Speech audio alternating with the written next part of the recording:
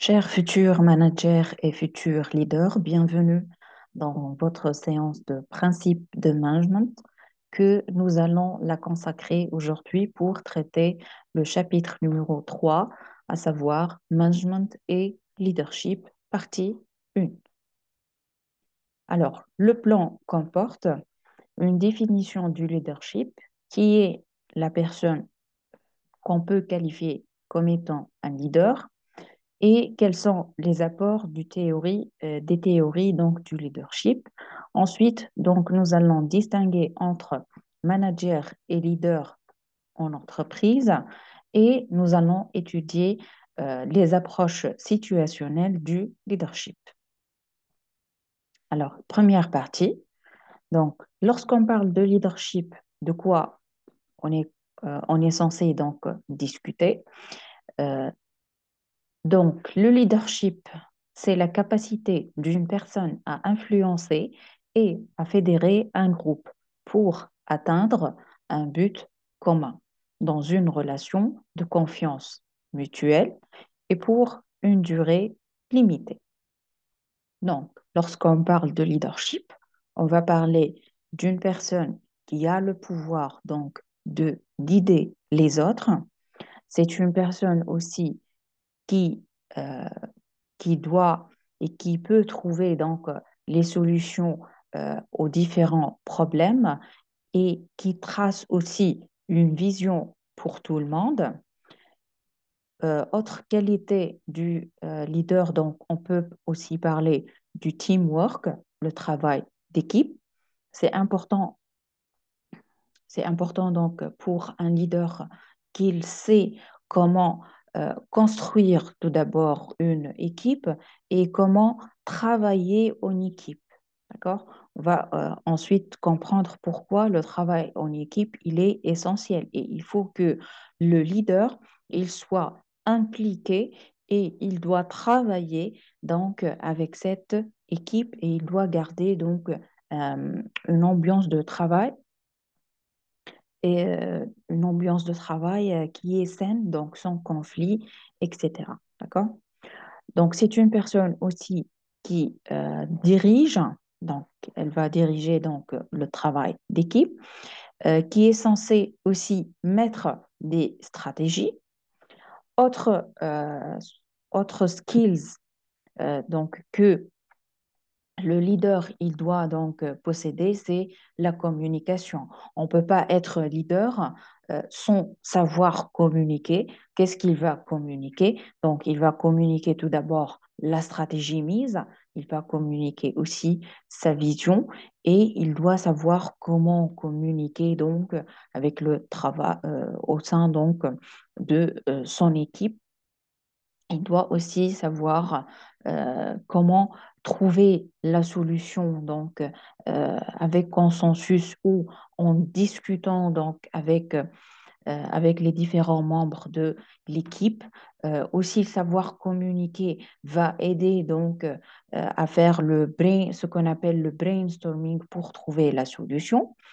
Et aussi, cette communication, elle va lui aider donc à connaître les différents problèmes personnels de chaque membre de l'équipe et d'essayer d'évoluer et de développer les compétences de chaque membre de son équipe. Et le leader, il doit donc veiller à atteindre l'objectif qui est fixé.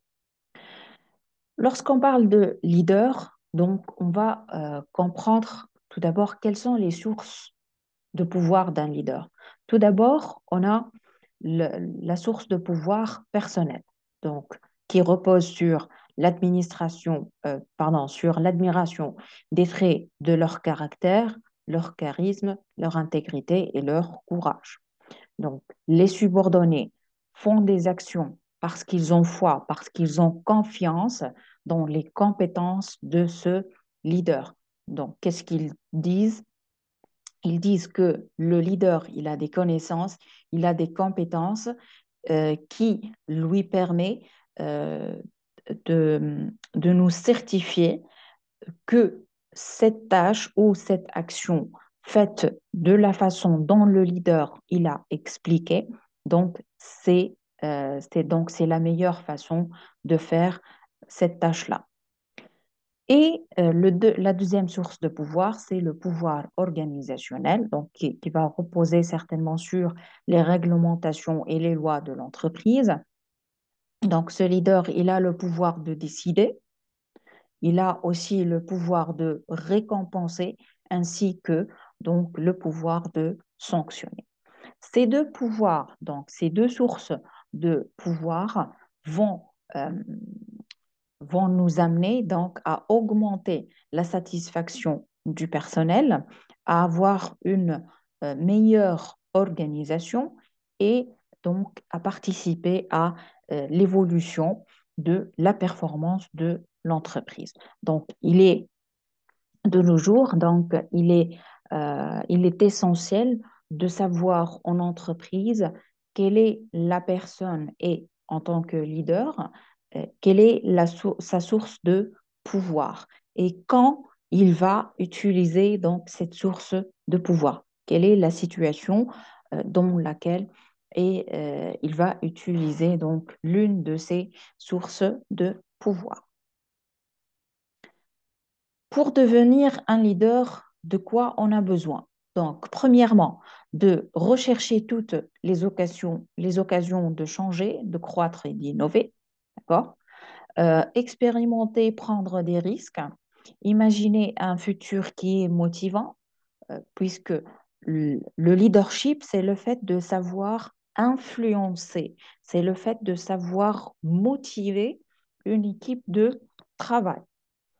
C'est aussi donc euh, savoir développer une vision commune qui est compatible avec les valeurs et les intérêts donc que ce soit de l'équipe ou de l'entreprise. Donc pour cela, il faut savoir comment aussi partager l'information et renforcer le pouvoir décisionnel. D'accord. Euh, donc aussi, pour devenir un leader, il faut progresser régulièrement et favoriser l'engagement. On ne peut pas devenir un leader si on ne peut pas euh, progresser au sein de cette entreprise ou amener les autres subordonnés donc à progresser, à se développer plus en termes de compétences et aussi euh, on est en train aussi d'augmenter et de favoriser leur engagement dans le travail et dans l'entreprise.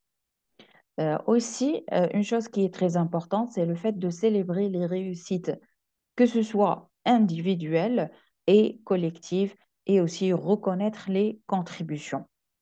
On ne peut pas être un leader. euh, je vais vous donner donc cet exemple-là. Par exemple, on constate que après la réalisation du travail, le leader, donc, il va faire une réunion, d'accord? Et il ne va pas donc reconnaître la contribution de chaque membre de cette équipe-là. Donc, mettez-vous à leur place. Qu'est-ce que vous allez ressentir après tout cet effort, après toute votre contribution pour amener le projet donc à bon terme et que ce leader-là, donc, il ne va pas vous reconnaître votre travail. D'accord? C'est un point euh, que, euh, que vous devez donc le prendre en compte parce que le leader, il doit avoir cette intelligence émotionnelle, d'accord? Il doit avoir la capacité de garder des relations, de bonnes relations avec les différents membres de l'équipe parce que on avance ensemble. Une personne toute seule, elle ne peut pas avancer. Mais si on a achevé ou atteint notre objectif en tant que leader et groupe de travail ou équipe, c'est grâce à la contribution de chacun. D'accord? Donc, il est important de reconnaître le travail de chacun. Il est important aussi de reconnaître la contribution collective. Ça veut dire euh, que les efforts assemblés ensemble nous ont permis de d'avancer et d'atteindre notre objectif. C'est notre collaboration, c'est notre façon de voir les choses, c'est le croisement de nos perceptions, c'est le croisement de nos idées, c'est le croisement donc de nos points de vue, c'est notre échange de connaissances donc, qui nous a permis de trouver des solutions donc, pour passer d'un stade à un autre jusqu'à réaliser donc, notre projet. Donc, le fait de célébrer cette réussite donc, collective va aussi participer à augmenter l'engagement et stimuler aussi la motivation et le fait euh, de le fait d'aimer donc aimer participer dans un travail d'équipe aussi ça c'est une grande partie euh, c'est en grande partie c'est la responsabilité du leader. Il doit avoir cette intelligence émotionnelle, d'accord? On va parler maintenant donc des différents apports du leadership. Donc ça, c'est un mind map qui résume les différentes théories et nous allons donc l'étudier donc branche par branche, d'accord? La première branche, donc, c'est la définition du leadership. Selon l'ISO 9001, le leadership est l'implication de la direction à son plus haut niveau dans le périmètre de certification. Le leadership, donc, c'est un processus où s'exercent des relations d'influence. Il faut insister ici. Lorsqu'on parle de leadership, on parle d'influence. D'accord? Dans un contexte de groupe. Donc, le leadership, qui va influencer? Il va influencer une équipe de travail. Cette équipe, qu'est-ce qu'elle partage? Elle partage des objectifs communs. Là, il faut insister.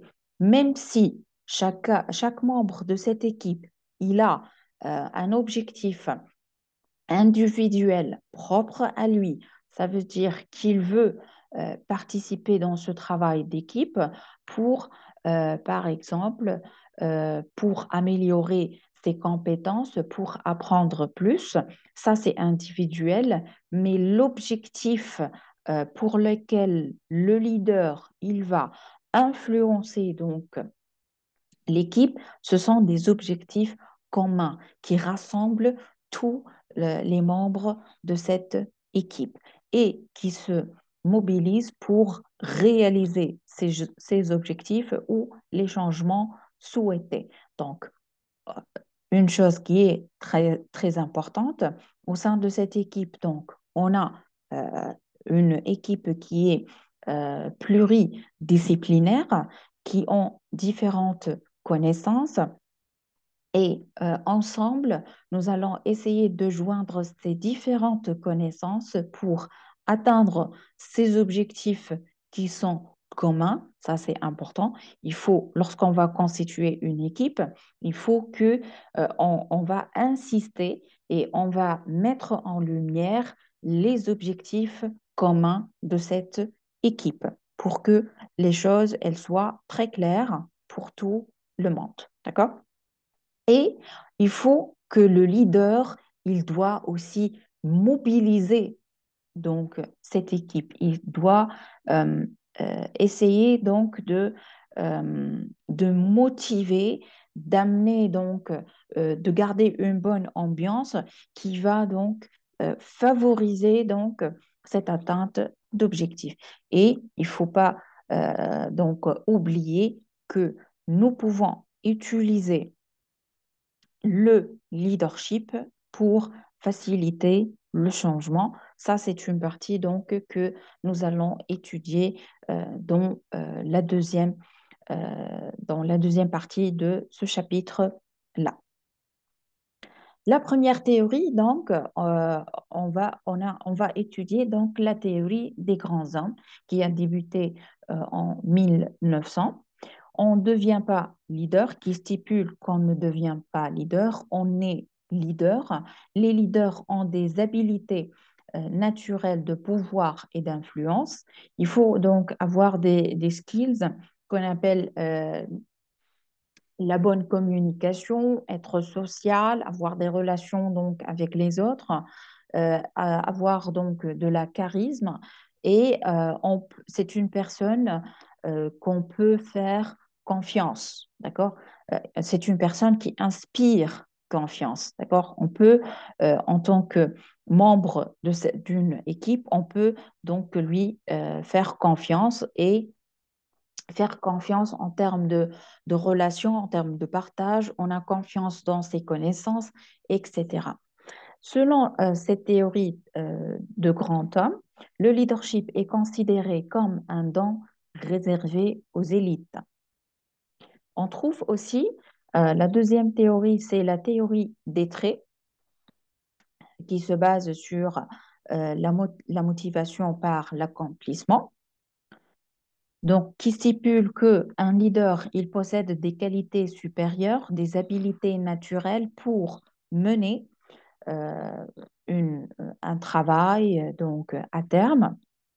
Ce sont les traits de caractère innés qui expliquent la capacité de certains individus à en influencer d'autres. Donc, certains, même donc lorsqu'on, par exemple, on regarde donc les enfants jouer, on détecte que euh, certains enfants ont donc ces caractères et ces habiletés dès leur jeune âge. Il faut donc avoir des caractéristiques psychologiques, à savoir donc l'apparence, le taille, le poids, et démographiques comme l'âge et l'éducation familiale. Donc ça, ce sont deux théories différentes.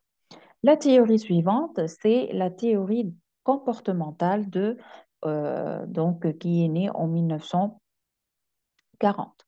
Donc, cette théorie, elle a deux principes, deux principaux apports. D'une part, l'identification de deux grandes classes de comportements de leaders avec une distinction entre comportements orientés vers les personnes et part, d'autre part, donc le raffinement de l'analyse de chacune de ces classes de comportements. Il existe une meilleure façon de mener. Les leaders qui expriment un grand souci à l'endroit des individus et pour l'accomplissement des tâches seront efficaces. Donc, ça, c'est la théorie donc, comportementale. On passe à l'étude de la théorie situationnelle et de contingence. Selon cette théorie, les leaders agissent différemment en fonction des situations. Si on prend, je vais essayer donc d'expliquer donc la théorie situationnelle. Euh, Même nous, donc dans notre vie personnelle, lorsque on est face à des situations qui sont différentes, nous allons agir donc de façon qui est différente. Donc il y a ce qu'on appelle l'adéquation donc de nos facultés, communication, raisonnement, etc., selon la situation. Donc, cette théorie, elle stipule que être un leader, c'est le fait de savoir comment on va agir en tant que leader selon la situation. Donc, euh, les différents comportements de leadership sont reconnus pour différentes situations. Donc, les leaders ou être un leader, c'est pas agir forcément par la même manière dans toutes les situations.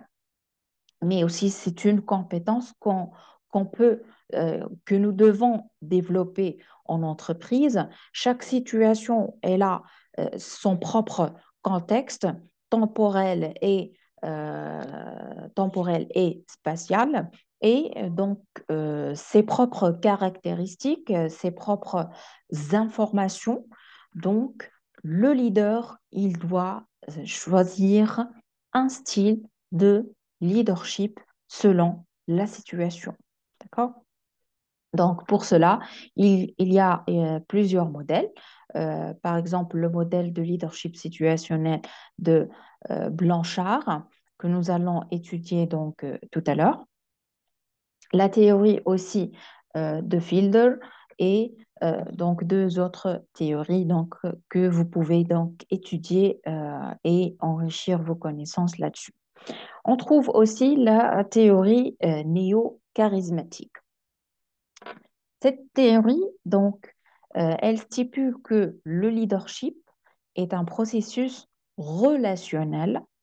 Le leadership est un outil de transformation et d'habilitation pour les subalternes ou les subordonnés de l'entreprise.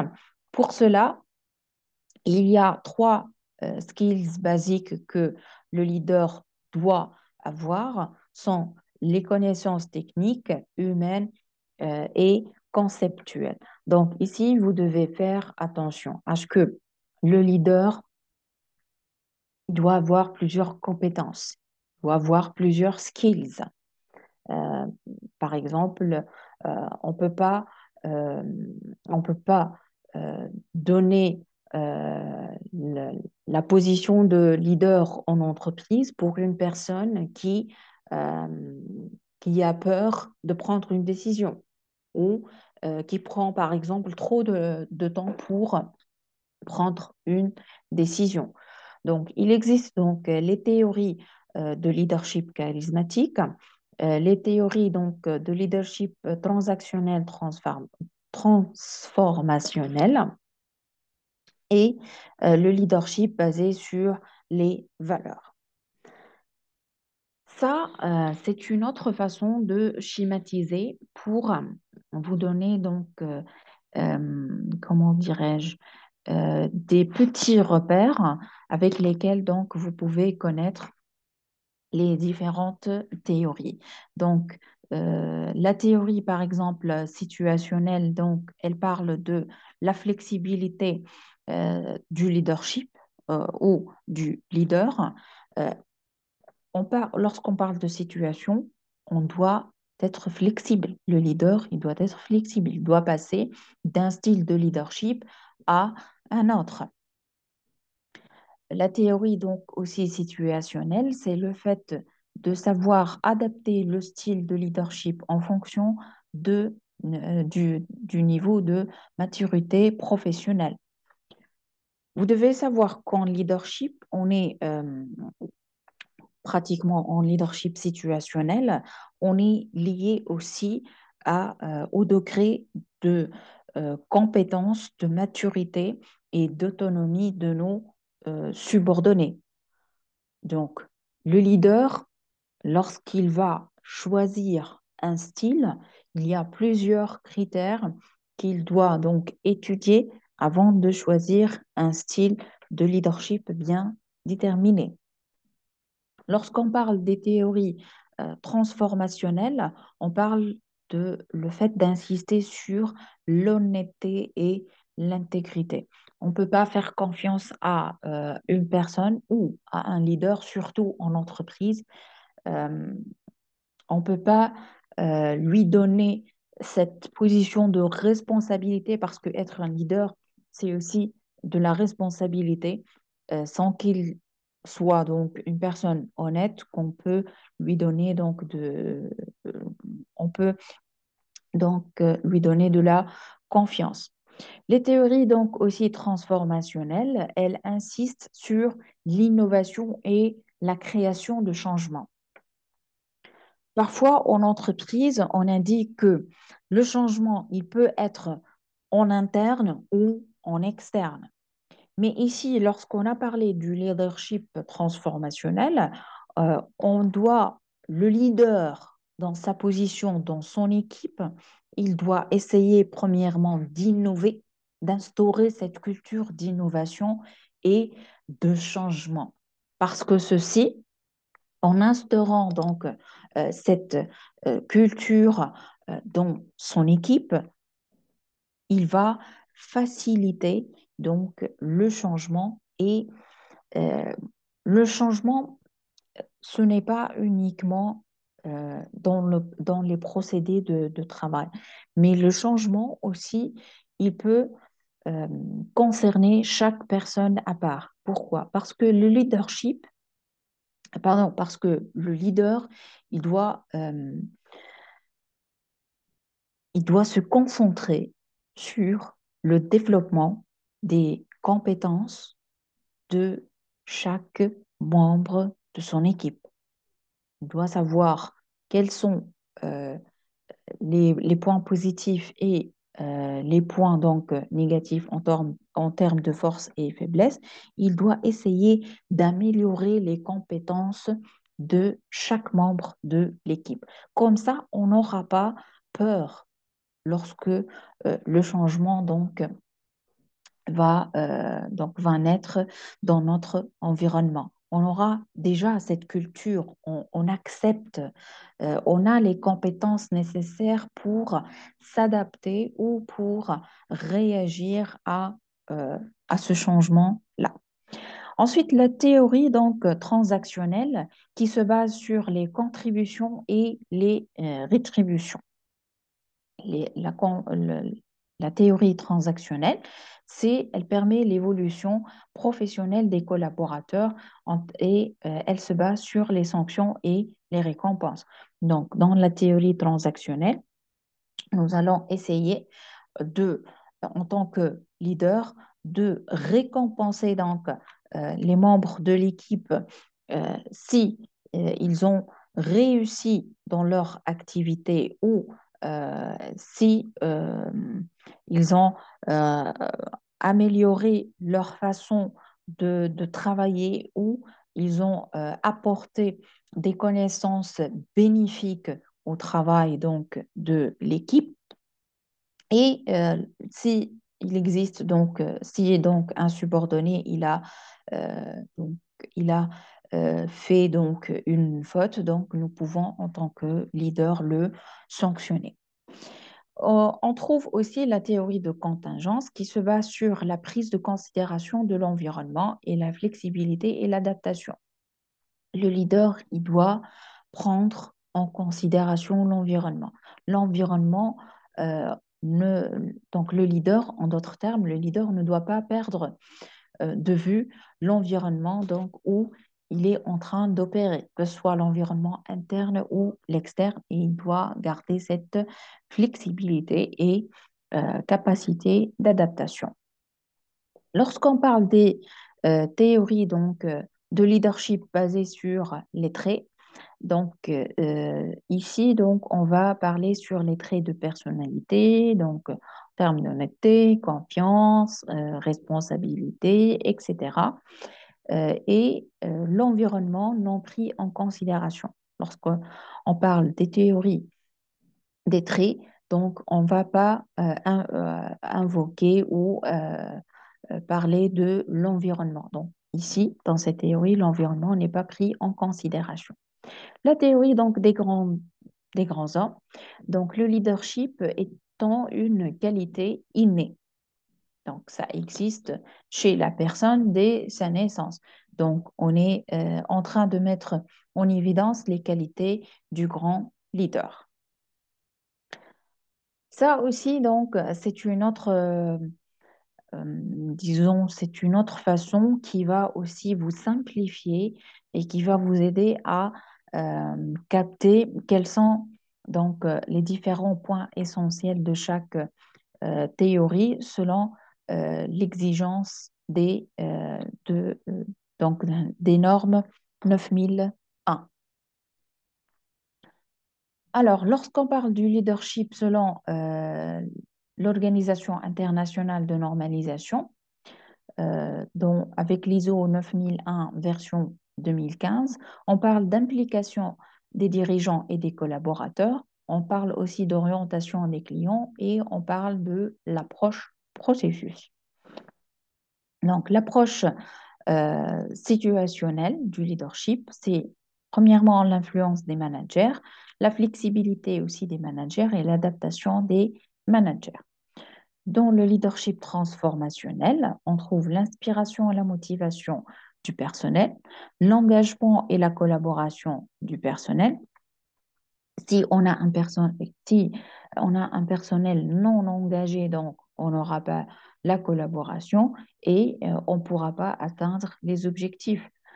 Aussi, dans le leadership transformationnel, c'est le fait de partager la prise de décision. Vous devez comprendre que on a déjà dit ça, lorsque on est au sein d'une entreprise, au cœur du travail d'équipe, nous devons savoir comment nous allons euh, partager cette aptitude ou cette flexibilité. On va apprendre aux subordonnés comment ils doivent prendre décision dans dans des situations X ou Y. Donc, c'est ça. Ce n'est pas être un leader, ce n'est pas prendre la prise de décision par lui uniquement. Mais non, il faut partager, il faut apprendre aux autres comment on va prendre des décisions au sein d'une équipe. Lorsqu'on parle de la théorie donc transactionnelle, selon Eric Berne, donc on a les relations en leader et collaborateur. Donc on va insister sur la relation en leader et les collaborateurs. Donc cette relation leader et collaborateur, euh, comment peut-on la qualifier? Est-ce que c'est une relation qui est saine, qui est équilibrée, qui est compréhensible, euh, qui favorise la communication dans les deux sens? Est-ce que c'est une relation de subordonné, donc est-ce que c'est une relation de boss et de subordonné? Est-ce qu'il y a du pouvoir? Est-ce que nous avons tous, leaders et membres et différents membres de l'équipe, est-ce que tous nous avons le même pouvoir? Est-ce que tous nous avons la même autorité? Oui ou non? Est-ce qu'il y a un rapport d'influence? C'est ça. Vous devez, en tant que leader en entreprise, vous devez savoir comment vous allez euh, construire vos relations avec les différents membres de l'équipe. C'est ça. Travailler en entreprise, c'est pas travailler en solo. Donc, il faut travailler avec les différents employés. Et en termes, lorsqu'on va travailler en équipe, vous devez connaître premièrement les traits de personnalité de chacun, donc avoir une idée donc sur ses compétences, ses connaissances, qu'est-ce que vous voulez réellement et qu'est-ce que cet employé il peut vous donner de plus? Quelle est sa contribution? Parfois, un leader, il sait que un employé, il a la compétence euh, euh, il a une compétence pour gérer une certaine tâche, d'accord? Mais l'employé lui-même, il ne sait pas qu'il a cette compétence-là. Donc, le leader, il doit veiller à créer ce qu'on appelle donc toute une situation, il doit le mobiliser, il doit dégager, donc il doit dégager cette compétence. Il faut que l'employé, il soit conscient qu'il a cette compétence-là pour pouvoir réaliser donc cette activité-là. Et ça, c'est aussi, et ceci donc, il fait partie de ce qu'on appelle l'intelligence émotionnelle du leader. Dans cette théorie aussi, Eric Berne, donc, il parle des échanges, des contributions. Donc, la contribution de chacun, c'est quoi?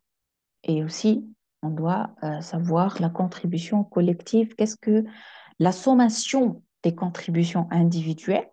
Qu'est-ce qu'elle va nous permettre donc de donner de plus en tant qu'équipe, en tant que groupe de travail? D'accord? La théorie donc de contingence, c'est le fait de savoir faire l'ajustement ça veut dire la liaison avec la nature de l'environnement, la description du fonctionnement interne de l'organisation. Donc ici, euh, en étant leader, il ne faut pas écarter le volet de l'environnement de l'entreprise.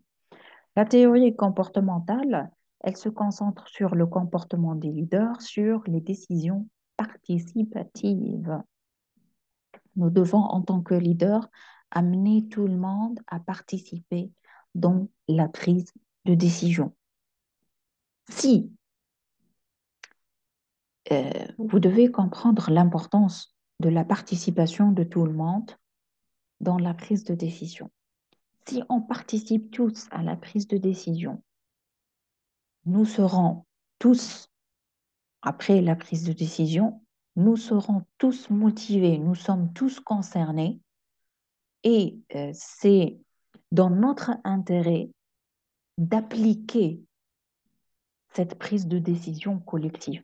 Donc, cette prise de décision collective va augmenter l'engagement et l'implication de chaque subordonné. D'accord? La théorie des traits, donc, on parle du leadership efficace. C'est la dernière partie que nous allons étudier ensemble. Et lorsqu'on parle donc de la théorie des grands hommes, on parle du phénomène inné et du qualité du leader. On passe à l'étude des nouvelles théories de leadership. Donc ça, c'est le mind map global et nous allons donc l'étudier comme d'habitude, branche par branche. La première branche, c'est que nous allons détailler le leadership transformationnel.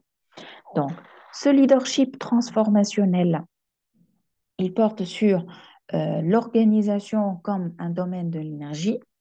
On parle du leadership, on parle d'une vision et d'un but. On parle de nouvelles perspectives, puisqu'on parle, c'est leadership transformationnel, pardon. On parle donc de la possibilité de transformer, d'évoluer. Il y a de nouvelles perspectives que nous devons donc essayer donc de les conquérir et donc de les amener donc comme avantage concurrentiel pour l'entreprise. On parle aussi de la performance et de l'excellence. Vous devez savoir que si on n'applique pas des transformations, si on n'amène pas le changement dans notre entreprise, donc on ne va pas performer et on ne va pas donc exceller dans votre travail. Donc, rappelez-vous que nous avons dit que le travail au sein de l'entreprise, donc c'est le fait euh, que le management, il doit veiller à avoir de la euh, performance globale et la performance qui est continue. Donc, c'est tout un processus. Rappelez-vous donc de la roue donc de Ming. On a parlé d'un processus d'amélioration qui est continu. Donc, en entreprise, vous devez avoir, euh, vous devez avoir donc cette aptitude, cette logique de fonctionnement. Nous devons toujours améliorer que ce soit notre performance à nous ou la performance de l'équipe ou la performance globale de l'entreprise.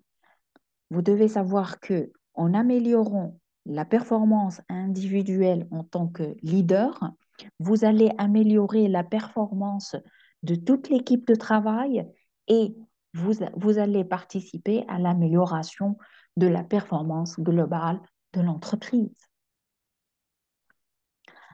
Le rôle donc du leader transformationnel, c'est qu'il doit définir le besoin du changement. Ça aussi, vous devez l'assimiler. C'est parce qu'on ne doit pas toujours attendre l'environnement donc, jusqu'à ce qu'il nous balance donc, une opportunité pour le changement ou qu'il nous oblige donc à changer. d'accord, ou à appliquer certains changements. Mais nous devons apprendre à créer et à stimuler le besoin de changement dans une équipe de travail, d'accord?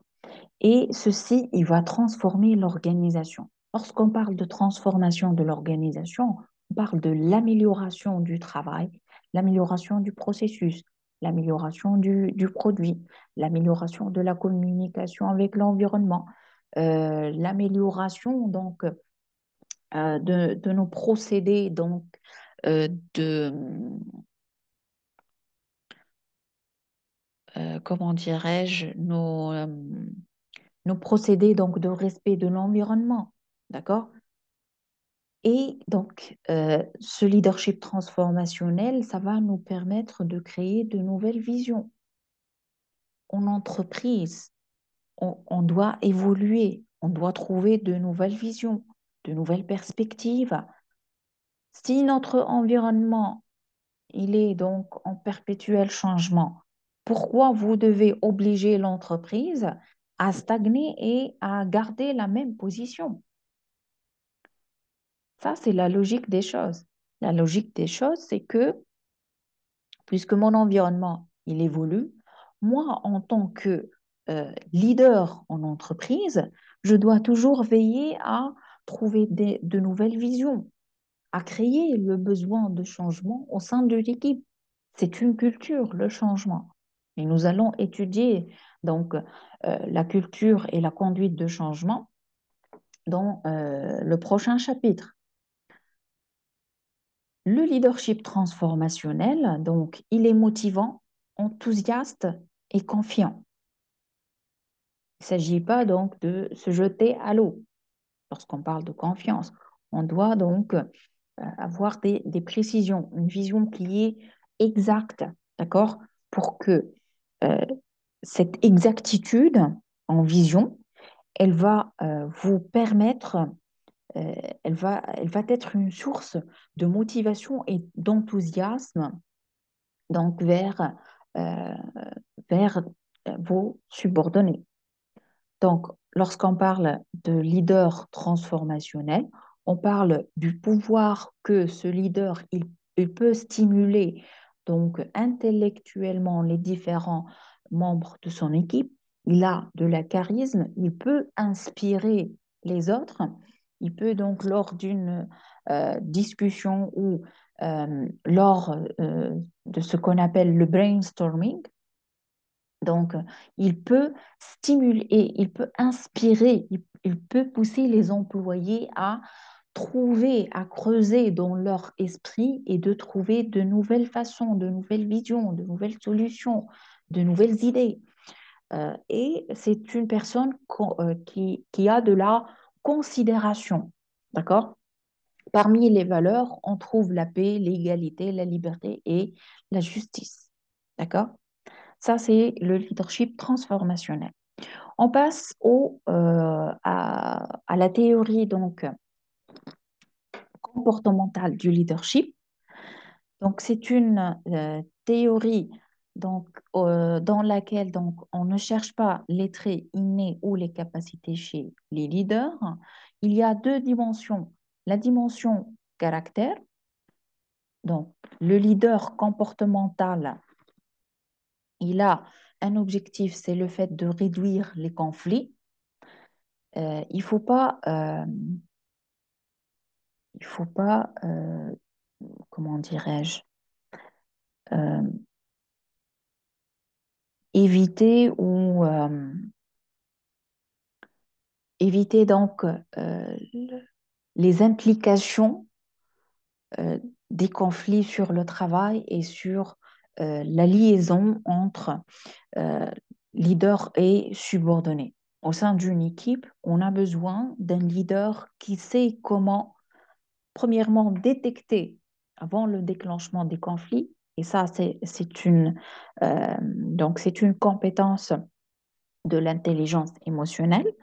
Donc, savoir détecter la source de conflit et savoir réduire ces conflits-là. Il faut savoir, c'est comme si euh, vous avez donc de l'eau qui est donc déversée sur une surface et vous allez apporter une éponge et vous allez essayer donc d'absorber ces conflits-là. Il ne faut pas laisser donc la flaque d'eau augmenter. Le conflit, c'est comme une flaque d'eau. Si vous n'allez pas savoir comment vous allez aspirer et donc, euh, comment dirais-je, clôturer le périmètre de ce conflit-là et euh, trouver des solutions à ce conflit-là, donc il faut savoir euh, aspirer donc ce conflit-là. Il faut le réduire au minimum, d'accord? Il ne faut pas laisser ce conflit-là, euh, euh, comment dirais-je, euh, hum, trouver, il ne faut pas laisser le terrain favorable pour que le conflit, il va donc s'immerger vers tout le travail et vers tout donc les subordonnés. Ainsi, il va donc impliquer l'ambiance de travail. D'accord? Il faut avoir, il faut que ce leader comportemental, il soit adorable et sympathique. Qu'est-ce qu'il va prendre en considération? Les liaisons, les relations donc qui sont basées sur les confiances mutuelles, le respect des idées des employés. Donc, euh, être un leader, c'est le fait, vous devez avoir une compétence qui est très essentielle, c'est le pouvoir d'écouter. D'accord? Vous devez avoir cette compétence. Plus vous écoutez activement, parce que écouter, il y a deux façons. Soit je suis en train euh, d'écouter, donc écouter attentivement, c'est ça, écouter activement. Au lieu de, on n'est pas en train de parler du sens. Donc la faculté sensorielle, le fait d'écouter un bruit, par exemple, de la rue. D'accord? Mais le fait d'avoir cette faculté, cette compétence, vous devez, en tant que leader, vous devez avoir la capacité d'écouter activement les idées des autres et aussi de les respecter. D'accord? Tout en prenant en considération leurs sentiments. Parfois, les employés, ils vont donc poser leur idée, d'accord? Et leur idée reflète quoi? Elle reflète leurs sentiments. Si vous allez vous moquer de leur idée, donc euh, vous allez donc causer euh, ce qu'on appelle, vous allez faire atteinte à leurs sentiments, d'accord? Et euh, il y a donc une relation entre sentiments et comportement, d'accord? Il y a une relation entre sentiment, pensée et ensuite comportement. Ça, ce sont les trois piliers. Sentiment, il influence les pensées et nos pensées, ils vont influencer nos comportements. D'accord? Les caractères, donc un leader est défini, la critique de travail pauvre en qualité, et il doit donc mettre l'accent sur les niveaux il doit miser sur des niveaux de performance qui sont élevés et il va veiller à structurer donc son rôle et celui des salariés. Donc ici, c'est comme il va mettre des règles où il va organiser le travail et les rôles au sein euh, de son travail d'équipe. D'accord? La deuxième dimension, c'est ce leader comportemental, il est orienté à la production. Donc, euh, il insiste sur les aspects techniques et sur l'accomplissement des tâches de ses groupes. Il est orienté donc vers le salarié. Il y a des relations interpersonnelles. Vous devez savoir que le leader, comme donc nous avons déjà dit, le leader, il doit construire des relations individuelles, personnelles euh, avec chaque employé ou subordonné euh, pour lui permettre de lui connaître plus. Si il, après cette connaissance, il va essayer donc de l'amener à se développer. D'accord? Et il doit accepter l'indifférence individuelle. Nous sommes tous différents. Il n'y a pas, il n'y a pas donc, euh, on n'a pas intérêt à ce que au sein d'une équipe et en tant que leader, on va différencier entre les individus. Par exemple, vous, euh, en tant que en tant que leader, ça ne se fait pas que au sein d'une équipe, vous allez différencier la personne qui a plus d'expérience sur celle donc qui a moins d'expérience, ou vous allez donc faire des différences sur la base des couleurs, des religions, ça ne se fait pas, d'accord? Il y a, en tant que leader, vous devez respecter tout le monde, d'accord? Toute personne, elle a sa propre contribution. Elle peut vous amener, elle peut donc vous apporter le nouveau, le plus, mais vous devez, en tant que leader, savoir comment en bénéficier et amener tout le monde à s'engager plus et à s'impliquer dans leur travail pour améliorer leur performance. Donc, comme résultat des théories comportementales du leadership, on a la satisfaction au travail et une meilleure productivité.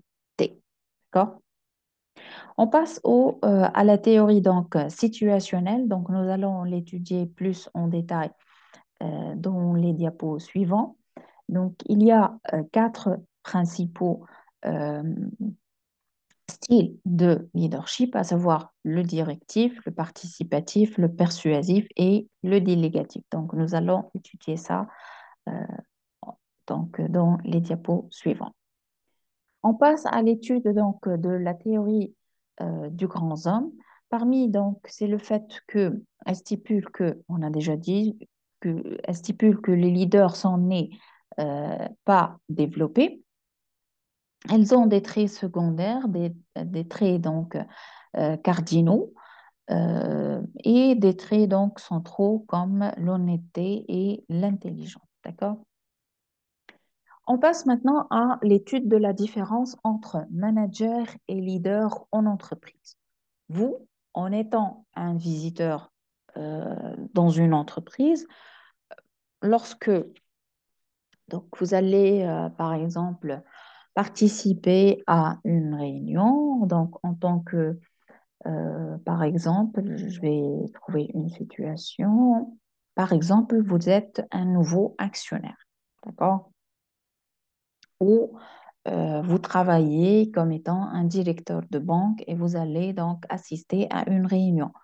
Comment vous pouvez distinguer au sein de cette réunion qui est composée de plusieurs employés, comment vous allez pouvoir distinguer entre manager et leader?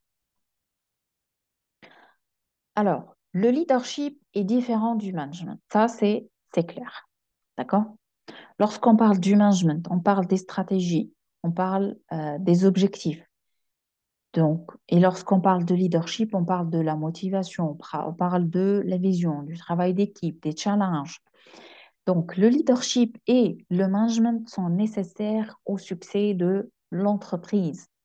Donc, en tant que euh, un employé dans une entreprise, un cadre dans une entreprise, vous devez, vous devez jongler et utiliser les deux, management et leadership, pour cause que notre environnement, il devient de plus en plus complexe et volatile. Donc, vous devez avoir les deux casquettes, d'accord? Milsberg, donc, dans un interview, qu'est-ce qu'il dit? Il dit que je pense que cela a été une grande erreur de séparer le leadership du management. La conséquence en est que l'on a maintenant des leaders qui ne sont pas managers. Aussi, nous avons besoin de plus de management et de le combiner avec le leadership et de surtout ne pas les séparer. Donc, management et leadership. Leadership et management, c'est soi-disant le couple donc du succès de l'entreprise dans un environnement qui devient de plus en plus complexe. Donc, on confond souvent à tort le chef, le leader, et on postule qu'un manager est forcément un leader, alors que être chef, donc, c'est le fait qu'on doit obéir à ce chef-là. Être manager, c'est que nous devons donc réfléchir et être un leader, donc nous allons ce qu'on appelle participer pour grandir. On grandit avec le leader. Déjà, on a expliqué ceci. Lorsque donc on travaille avec un leader, le leader, il va essayer donc de développer et d'augmenter nos compétences et nos performances.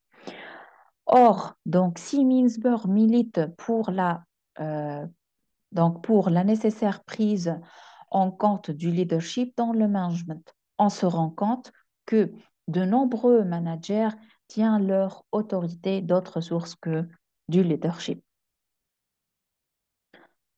Le constat, c'est que être manager, c'est le fait d'avoir des compétences en matière d'organisation, de contrôle, etc.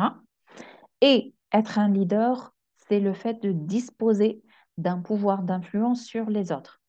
Donc, d'un côté, j'ai des leaders qui n'ont pas des compétences d'un manager.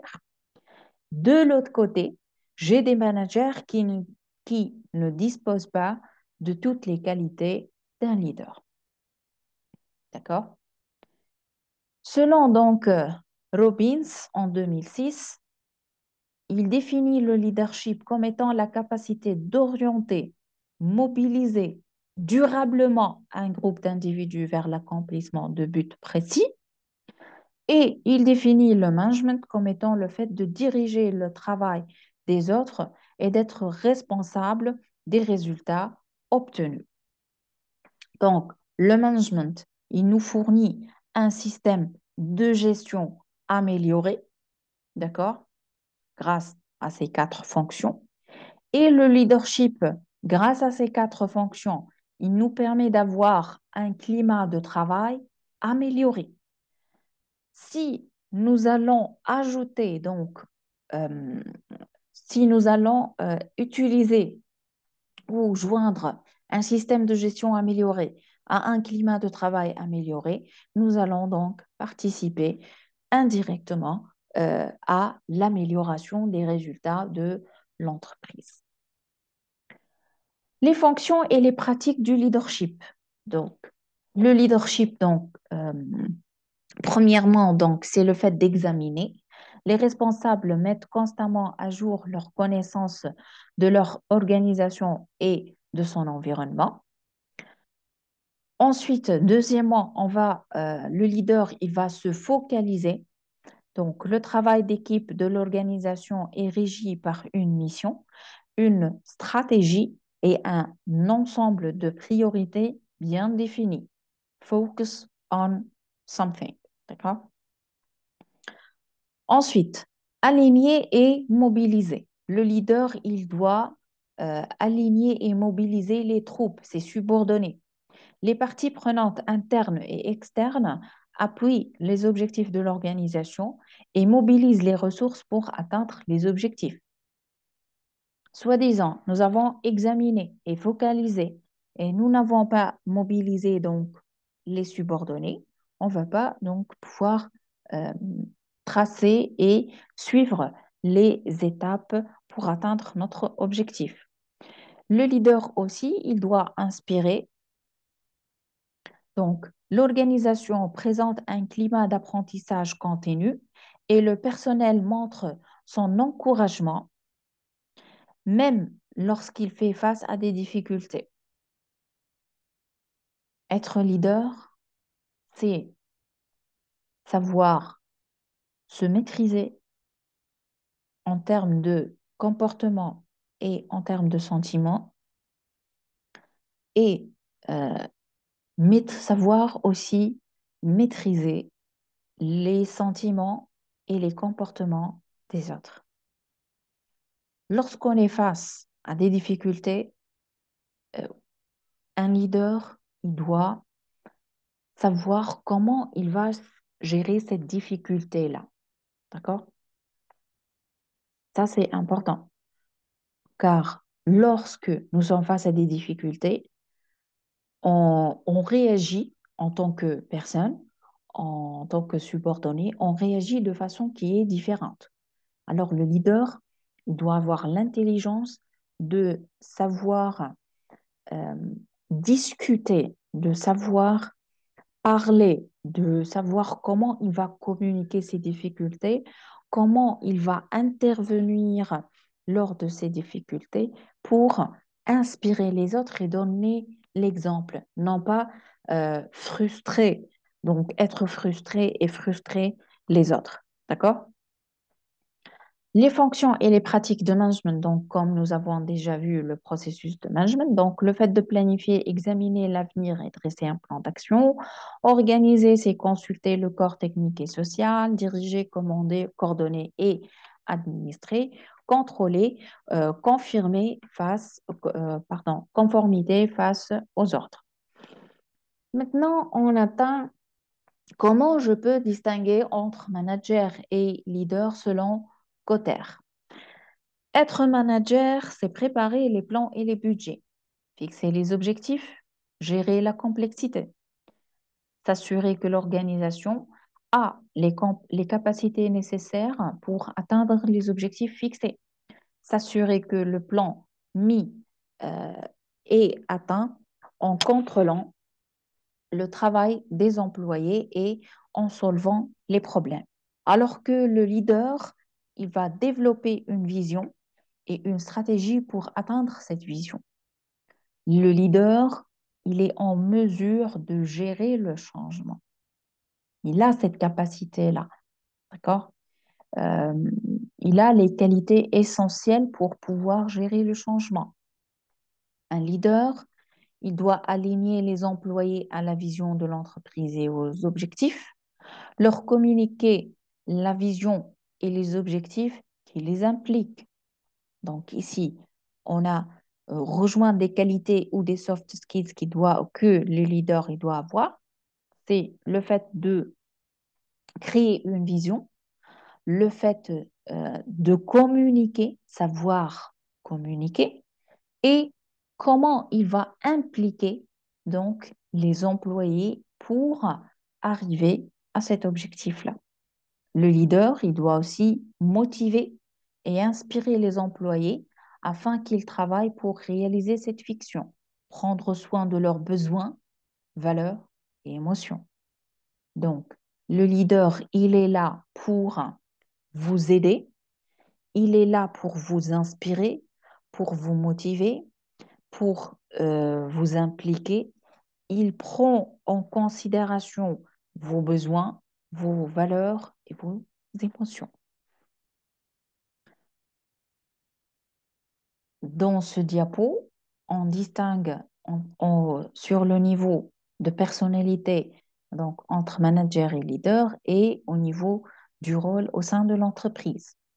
Donc, le manager, au niveau personnalité, il est stratège, il est autoritaire, il est organisateur, il est contrôleur, il est rigide, il est réaliste, euh, alors que le leader, il est cultivé, il est influent, inspirant, il est motivateur, il est un exemple de changement. Regardez donc la contradiction. Manager, rigidité et leader, exemple de changement. Le leader, il montre sa faiblesse, il n'a pas un problème de savoir, de, de montrer donc qu'il n'a pas bien, par exemple, compris la fiche technique d'une machine ou je ne sais pas quoi. Donc, il montre sa faiblesse, il n'a pas de problème. Il est capable ici de déléguer. Le leader, il vous donne donc cette possibilité de pouvoir réaliser une activité à sa place. Il est innovateur. Alors, lorsqu'on parle du rôle de chacun d'entre eux dans l'entreprise. Le manager, il planifie, il contrôle, il envisage les choses à court terme. Il est en train d'imiter. Il cherche ici la performance, travaille dans le présent. Il s'intéresse surtout au système. Alors que le leader, il définit une direction, il motive, inspire, il fait progresser l'organisation, il envisage le long terme, il travaille dans le futur et il s'intéresse surtout aux gens. Le leader, il s'intéresse aux gens, pourquoi? Ce sont eux qui vont contribuer à l'atteinte de l'objectif fixé. D'accord? Donc, si on ne prend pas soin, comme dans cette figure, donc, on a dit qu'il faut prendre soin des besoins, des valeurs et des émotions.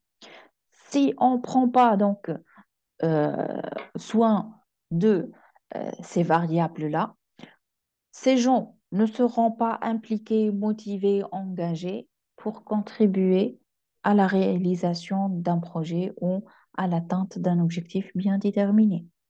D'accord? Donc, lorsqu'on parle de manager, donc ce manager, il porte son attention sur la manière de faire les choses, alors que le leader, il apporte son attention sur la signification d'un événement ou d'une décision euh, sur les partenaires.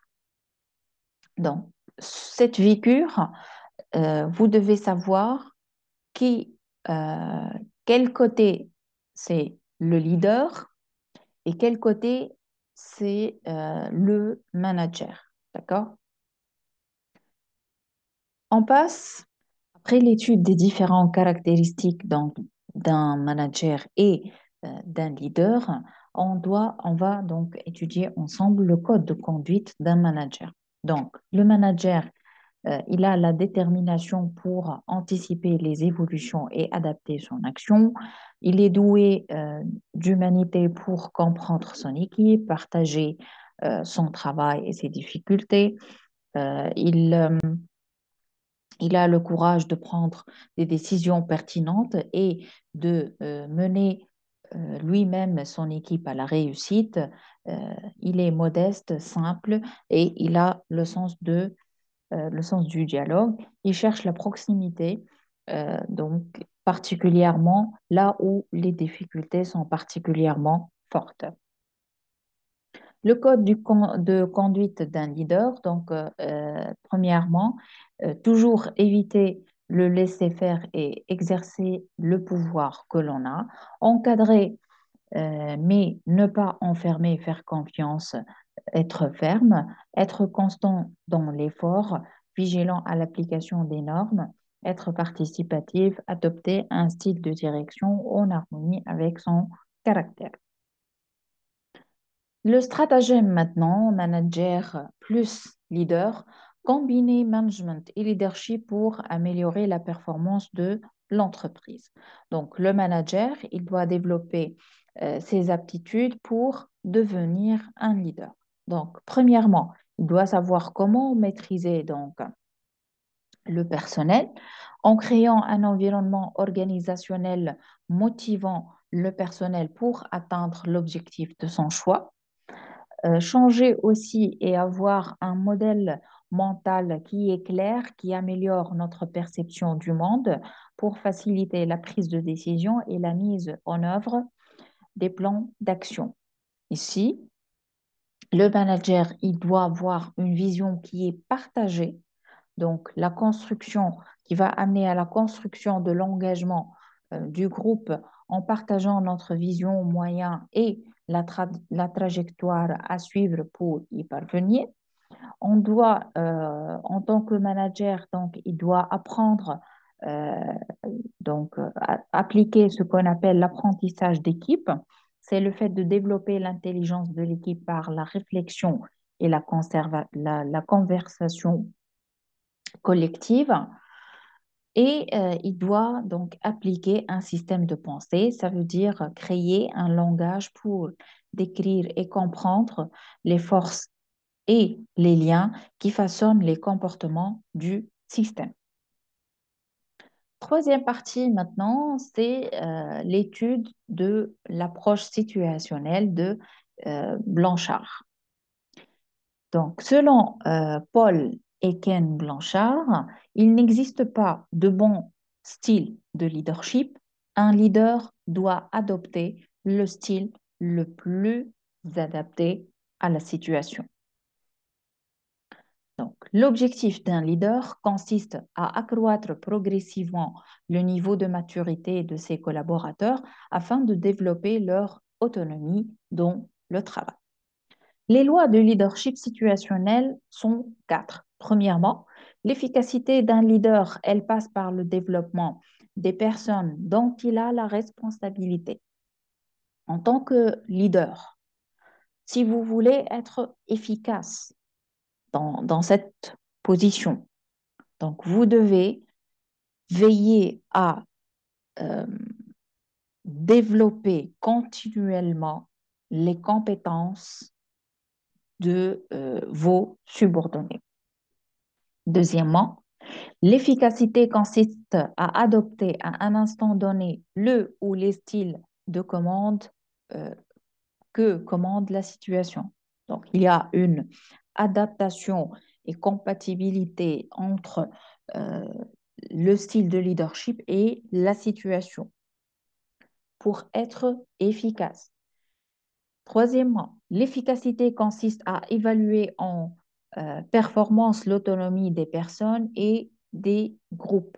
Donc, il y a toujours le leader situationnel, il doit veiller donc à classer et évaluer les performances des subordonnés et de toute l'équipe. Quatrièmement, le rôle d'un leader est de créer des conditions propices au développement de cette autonomie. Donc, le leader, il doit créer euh, des conditions, un climat de travail qui va favoriser, qui est sain, sans conflit, donc, euh, sans des relations qui sont toujours conflictuelles, d'accord, pour euh, qu'il puisse se concentrer sur le développement des compétences de chaque membre. Le leadership situationnel, donc on a quatre styles. Premièrement, le style directif qui est très organisationnel et peu relationnel. Donc, c'est le leader qui décide. Il a le rôle de structurer. Son attitude, donc, il donne des instructions et des consignes précises. Donc, c'est lui qui va prendre les décisions. Ses mots-clés, c'est l'organisation, la planification et le contrôle. Le deuxième style de leadership situationnel, c'est le persuasif. Il est très organisationnel et à la fois très relationnel. Donc, persuasif, il va, euh, donc, c'est lui qui va décider tout en expliquant les choix. Donc, il va essayer de persuader les autres. Son rôle, c'est mobilisateur. Le leader ici, il donne des instructions et des consignes précises et explique les raisons de ses choix. La prise de décision, le leader prend des décisions et applique ses choix. D'accord? Par mots-clés, donc les mots-clés du leader persuasif, c'est l'explication, persuasion, conviction et négociation. On passe au leader situationnel participatif, qui est peu organisationnel et très relationnel. Donc, c'est le nous qui va décider. Il a un rôle d'associé. Il a l'attitude du leader. Le leader écoute, parle peu et travaille sur un pied d'égalité avec ses collaborateurs. Le leader ici, il partage la prise de décision donc avec les collaborateurs, ses mots-clés. Donc, on trouve écoute et conseil. On passe au quatrième style de leadership situationnel, à savoir le leader délégatif qui est peu organisationnel et peu relationnel. Donc, ce sont les subordonnés qui vont décider. Son rôle, c'est le fait de responsabiliser ces subordonnés-là. Il a une attitude de leader. Le leader reste en retrait, mais il est disponible pour pour tout conseil. La prise de décision, le leader, il transmet à ses collaborateurs la responsabilité de prise de décision. Donc, parmi ces mots-clés, on trouve la responsabilité, l'initiative et la délégation. Donc, on va maintenant joindre dans ce leadership situationnel la notion de l'autonomie et la maturité des subalternes ou des subordonnés. Donc, selon le niveau de maturité des subalternes, nous allons, en tant que leader, choisir le style le plus approprié. Lorsque les subordonnés donc, ont une maturité et une autonomie faibles, donc le leader, il va choisir le style directif. Donc, c'est lui qui va structurer, planifier et donner des instructions contrôlées. Donc, ici, il sera très centré sur les tâches et très centré sur les relations. Dans ce niveau-là, le collaborateur, il est incompétent, résistant et insécurisé. On passe maintenant au degré de maturité des subordonnés moyens. Donc, nous allons, en tant que leader, utiliser le style persuasif. Donc, vous constatez ici qu'il y a une adaptation à la situation. D'accord? Le leader, selon la maturité, selon la situation, il va s'adapter donc et il va adapter son style de leadership selon ou le collaborateur. D'accord? Donc, le style persuasif, donc, il va être centré sur les tâches, très centré sur les personnes. Collaborateur, donc, il est incompétent et et il est confiant. Lorsqu'on parle de maturité donc des subordonnés élevés, on va passer au style de leadership situationnel participatif, donc où le leader il est un associé, il écoute, négocie, construit, il participe à la construction euh, donc collective. Il est peu centré sur les tâches, très centré sur les personnes. Les collaborateurs, ils sont compétents, résistants ou insécurisés. Alors que lorsque nous sommes en présence ou lorsque le leader il est en présence de subalternes qui sont très élevés, qui ont un niveau de maturité très élevé, il doit adopter donc le style de leadership délégatif où il responsabilise. Il sera peu centré sur les tâches et peu centré sur les relations. Donc, qu'est-ce que j'ai ici? Mes collaborateurs ou mes subordonnés sont compétents, volontaires et confiants. Ça, c'est un petit mind map qui résume donc la théorie de Blanchard, de management, de leadership pardon, situationnel. Donc, le leader directif, il structure, il donne des instructions, des consignes. C'est lui qui décide, c'est lui qui organise, planifie et contrôle. Le leader persuasif, c'est lui qui va mobiliser. Donc, c'est lui qui va donner des instructions, des consignes et qui va expliquer les raisons de ses choix. C'est lui qui décide en expliquant ses choix. La prise de décision, donc, c'est pour lui, le leader. Et il est dans la persuasion et la conviction. D'accord? Le leadership délégatif, c'est le fait de responsabiliser. Il va se mettre en retrait. Il est disponible pour des conseils. Donc, c'est les collaborateurs ou les subordonnés qui vont prendre des décisions et ils responsabilisent initiative et délèguent. D'accord? Le leadership participatif, c'est un associé. Le leader, il écoute, il parle peu, il travaille sur un pied d'égalité avec les collaborateurs. Il décide, donc nous décidons ensemble. Il est là pour vous écouter, conseiller et il est là aussi pour négocier.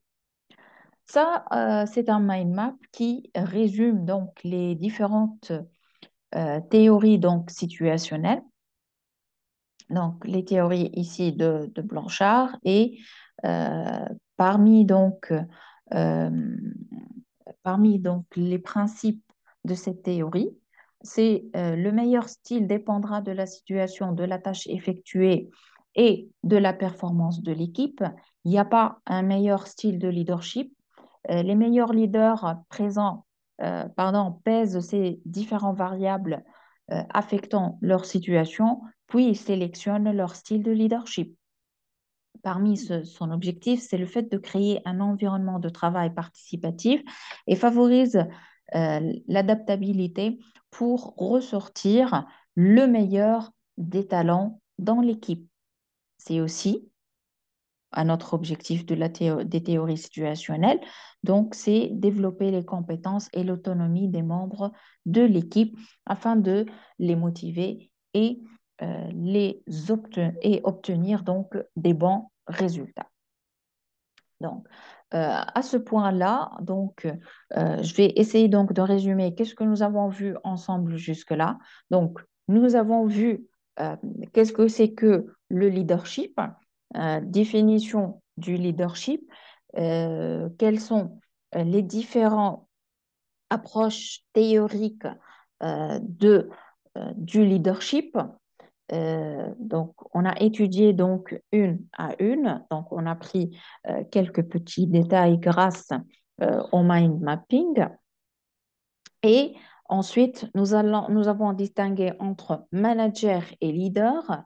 Est-ce qu'il est préférable en entreprise d'avoir un manager ou avoir des managers ou avoir des leaders? On a répondu à cette question, c'est que le fait, nous devons, en tant que cadre en entreprise, nous devons combiner leadership et management, puisque notre environnement, donc, il est complexe et il est en perpétuel changement. Et nous avons étudié les quatre styles de leadership situationnel. Et nous avons donc conclu qu'il n'existe pas un meilleur style de leadership, mais il faut s'adapter selon la situation et selon donc les collaborateurs et l'autonomie de mes subordonnés. D'accord? Donc, je vous retrouve pour la deuxième partie et répondez au quiz pour que vous puissiez construire donc une base de connaissances qui va ensuite vous permettre d'enrichir cette base de connaissances-là. Merci à vous et à la prochaine.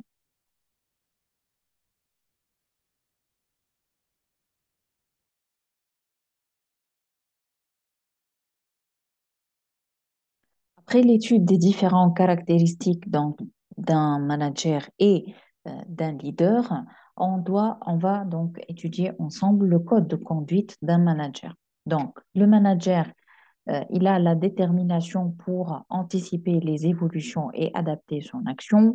Il est doué d'humanité pour comprendre son équipe, partager son travail et ses difficultés. Il a le courage de prendre des décisions pertinentes et de mener lui-même son équipe à la réussite. Il est modeste, simple et il a le sens du dialogue. Il cherche la proximité, donc particulièrement là où les difficultés sont particulièrement fortes.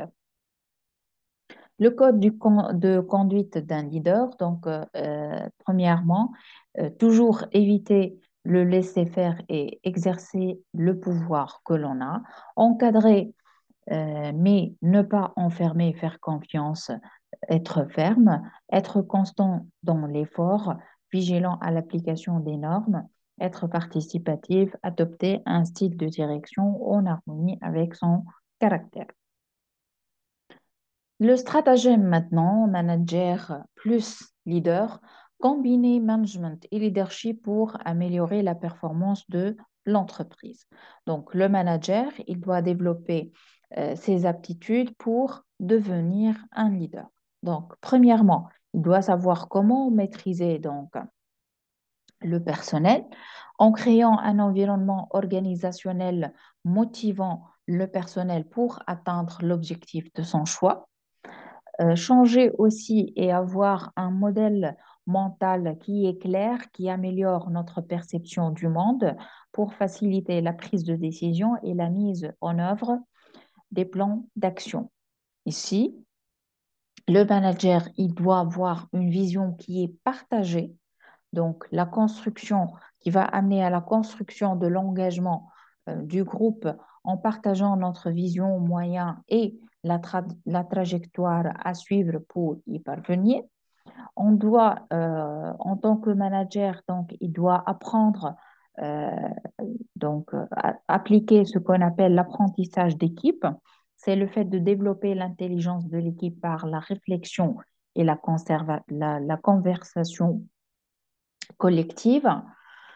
Et il doit donc appliquer un système de pensée, ça veut dire créer un langage pour décrire et comprendre les forces et les liens qui façonnent les comportements du système. Troisième partie maintenant, c'est l'étude de l'approche situationnelle de Blanchard. Donc, selon Paul Eken Blanchard, il n'existe pas de bon style de leadership. Un leader doit adopter le style le plus adapté à la situation. Donc, l'objectif d'un leader consiste à accroître progressivement le niveau de maturité de ses collaborateurs afin de développer leur autonomie dans le travail. Les lois de leadership situationnel sont quatre. Premièrement, l'efficacité d'un leader, elle passe par le développement des personnes dont il a la responsabilité. En tant que leader, si vous voulez être efficace dans cette position, donc vous devez veiller à euh, développer continuellement les compétences de vos subordonnés. Deuxièmement, l'efficacité consiste à adopter à un instant donné le ou les styles de commande euh, que commande la situation. Donc, il y a une adaptation et compatibilité entre euh, le style de leadership et la situation pour être efficace. Troisièmement, l'efficacité consiste à évaluer en performance l'autonomie des personnes et des groupes. Donc, il y a toujours le leader situationnel, il doit veiller donc à classer et évaluer les performances des subordonnés et de toute l'équipe. Quatrièmement, le rôle d'un leader est de créer des conditions propices au développement de cette autonomie. Donc, le leader, il doit créer euh, des conditions, un climat de travail qui va favoriser, qui est sain, sans conflit, donc, euh, sans des relations qui sont toujours conflictuelles, d'accord, pour euh, qu'ils puissent se concentrer sur le développement des compétences de chaque membre. Le leadership situationnel, donc on a quatre styles. Premièrement, le style directif qui est très organisationnel et peu relationnel. Donc, c'est le leader qui décide. Il a le rôle de structurer. Son attitude, donc, il donne des instructions et des consignes précises. Donc, c'est lui qui va prendre les décisions. Ses mots-clés, c'est l'organisation, la planification et le contrôle. Le deuxième style de leadership situationnel, c'est le persuasif. Il est très organisationnel et à la fois très relationnel. Donc, persuasif, il va, euh, donc, c'est lui qui va décider tout en expliquant les choix. Donc, il va essayer de persuader les autres. Son rôle, c'est mobilisateur. Le leader ici, il donne des instructions et des consignes précises et explique les raisons de ses choix. La prise de décision, le leader prend des décisions et applique ses choix. D'accord?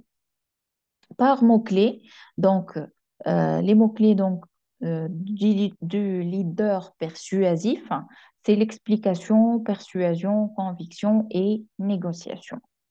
On passe au leader situationnel participatif, qui est peu organisationnel et très relationnel.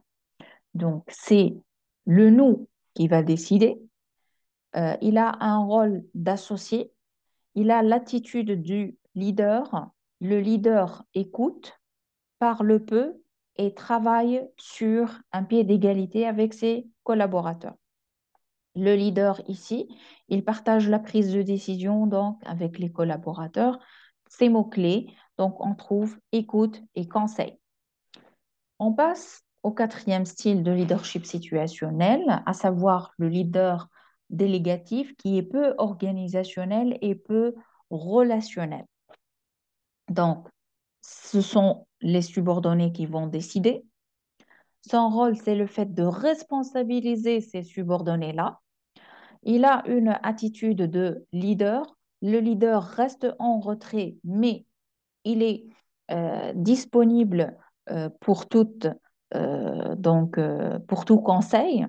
La prise de décision, le leader, il transmet à ses collaborateurs la responsabilité de prise de décision.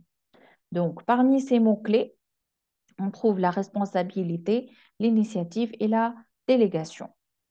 Donc, on va maintenant joindre dans ce leadership situationnel la notion de l'autonomie et la maturité des subalternes ou des subordonnés. Donc, selon le niveau de maturité des subalternes, nous allons, en tant que leader, choisir le style le plus approprié. Lorsque les subordonnés donc, ont une maturité et une autonomie faibles, donc le leader, il va choisir le style directif. Donc, c'est lui qui va structurer, planifier et donner des instructions contrôlées. Donc, ici, il sera très centré sur les tâches et très centré sur les relations. Dans ce niveau-là, le collaborateur, il est incompétent, résistant et insécurisé. On passe maintenant au degré de maturité des subordonnés moyens. Donc, nous allons, en tant que leader, utiliser le style persuasif. Donc, vous constatez ici qu'il y a une adaptation à la situation. D'accord? Le leader, selon la maturité, selon la situation, il va s'adapter donc et il va adapter son style de leadership selon ou le collaborateur. D'accord? Donc, le style persuasif, donc, il va être centré sur les tâches, très centré sur les personnes. Collaborateur, donc, il est incompétent et et il est confiant. Lorsqu'on parle de maturité donc des subordonnés élevés, on va passer au style de leadership situationnel participatif, donc où le leader il est un associé, il écoute, négocie, construit, il participe à la construction euh, donc collective. Il est peu centré sur les tâches, très centré sur les personnes. Les collaborateurs, ils sont compétents, résistants ou insécurisés. Alors que lorsque nous sommes en présence ou lorsque le leader il est en présence de subalternes qui sont très élevés, qui ont un niveau de maturité très élevé, il doit adopter donc le style de leadership délégatif où il responsabilise. Il sera peu centré sur les tâches et peu centré sur les relations. Donc, qu'est-ce que j'ai ici? Mes collaborateurs ou mes subordonnés sont compétents, volontaires et confiants. Ça, c'est un petit mind map qui résume donc la théorie de Blanchard, de management, de leadership pardon, situationnel. Donc, le leader directif, il structure, il donne des instructions, des consignes. C'est lui qui décide, c'est lui qui organise, planifie et contrôle. Le leader persuasif, c'est lui qui va mobiliser. Donc, c'est lui qui va donner des instructions, des consignes et qui va expliquer les raisons de ses choix. C'est lui qui décide en expliquant ses choix. La prise de décision, donc, c'est pour lui, le leader. Et il est dans la persuasion et la conviction. D'accord? Le leadership délégatif, c'est le fait de responsabiliser. Il va se mettre en retrait. Il est disponible pour des conseils. Donc, c'est les collaborateurs ou les subordonnés qui vont prendre des décisions et il responsabilise initiative et délègue. D'accord? Le leadership participatif, c'est un associé. Le leader, il écoute, il parle peu, il travaille sur un pied d'égalité avec les collaborateurs. Il décide, donc nous décidons ensemble. Il est là pour vous écouter, conseiller et il est là aussi pour négocier. Ça, c'est un mind map qui résume donc les différentes théories donc situationnelles. Donc, les théories ici de Blanchard et euh, parmi donc, euh, parmi donc les principes de cette théorie, c'est le meilleur style dépendra de la situation, de la tâche effectuée et de la performance de l'équipe. Il n'y a pas un meilleur style de leadership.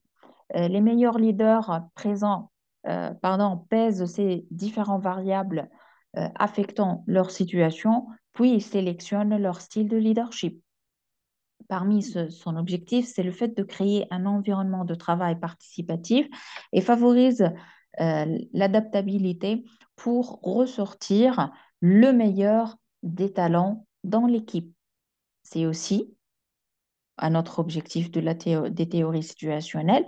Donc, c'est développer les compétences et l'autonomie des membres de l'équipe afin de les motiver et, et obtenir donc des bons résultats. Donc, à ce point-là, je vais essayer donc de résumer qu'est-ce que nous avons vu ensemble jusque-là. Donc, nous avons vu euh, qu'est-ce que c'est que le leadership, définition du leadership, quelles sont les différentes approches théoriques du leadership. Donc, on a étudié donc une à une. Donc, on a pris quelques petits détails grâce au mind mapping.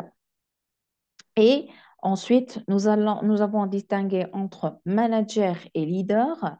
Est-ce qu'il est préférable en entreprise d'avoir un manager ou avoir des managers ou avoir des leaders? On a répondu à cette question, c'est que le fait, nous devons, en tant que cadre en entreprise, nous devons combiner leadership et management, puisque notre environnement, donc, il est complexe et il est en perpétuel changement. Et nous avons étudié les 4 styles de leadership situationnel. Et nous avons donc conclu qu'il n'existe pas un meilleur style de leadership, mais il faut s'adapter selon la situation et selon donc les collaborateurs et l'autonomie de mes subordonnés. D'accord? Donc, je vous retrouve pour la deuxième partie et répondez au quiz pour que vous puissiez construire donc une base de connaissances qui va ensuite vous permettre d'enrichir cette base de connaissances-là. Merci à vous et à la prochaine.